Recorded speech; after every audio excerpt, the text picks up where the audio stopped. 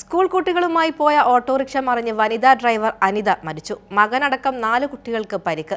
തീരെ പ്രതീക്ഷിക്കാത്ത വളരെ സങ്കടകരമായ വാർത്തയാണ് വന്നിരിക്കുന്നത്. ജീവിക്കാനുള്ള വഴിയായി തിരഞ്ഞെടുത്ത ഓട്ടോ മറിഞ്ഞ് ഡ്രൈവറായ അനിത മരിച്ചിരിക്കുന്നു.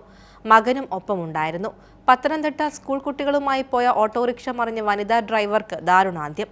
സീതത്തോട് കൊടുമുടി അനിതയാണ് മരിച്ചത്. 35 വയസ്സായിരുന്നു. പത്തനംതിട്ട ചിറ്റാർ കൊടുമുടിയിൽ താഴ്ചയിലേക്ക് മറിഞ്ഞാണ് അപകടമുണ്ടായത്. കുട്ടികൾ കാര്യമായ പരിക്കുകളില്ലാതെ രക്ഷപ്പെട്ടു. ഇന്ന് രാവിലെ 8:30 അപകടം. കൊടുമുടി തെക്കേക്കരയിൽ നിന്ന് സ്കൂൾ കുട്ടികളുമായി പോയ ഓട്ടോറിക്ഷ മറിയുകയായിരുന്നു. സംഭവ സ്ഥലത്ത് വെച്ച് തന്നെ അനിത മരിച്ചു. ഡ്രൈവറായ തൈക്കൂട്ടത്തിൽ അഞ്ജുവിന്റെ ഭാര്യയാണ് അനിത. 15-കാരൻ ആകാശ്, 12 വയസ്സുള്ള അശ്വിൻ, 16-കാരൻ പുതുപ്പറമ്പിൽ വിജി, മരണപ്പെട്ട അനിതയുടെ 15-കാരനായ മകൻ ആൽട്രിൻ എന്നിവരാണ് ചെറിയ പരിക്കുകളോടെ രക്ഷപ്പെട്ട വിദ്യാർത്ഥികൾ. ഇവർ 4 പേരും ചിറ്റാർ GHSSലെ വിദ്യാർത്ഥികളാണ്. അനിതയുടെ മൃതദേഹം ആശുപത്രിയിലേക്ക് മാറ്റി. പോസ്റ്റ്മോർട്ടത്തിനു ശേഷം വീട്ടുകാർക്ക് വിട്ടുനൽകും.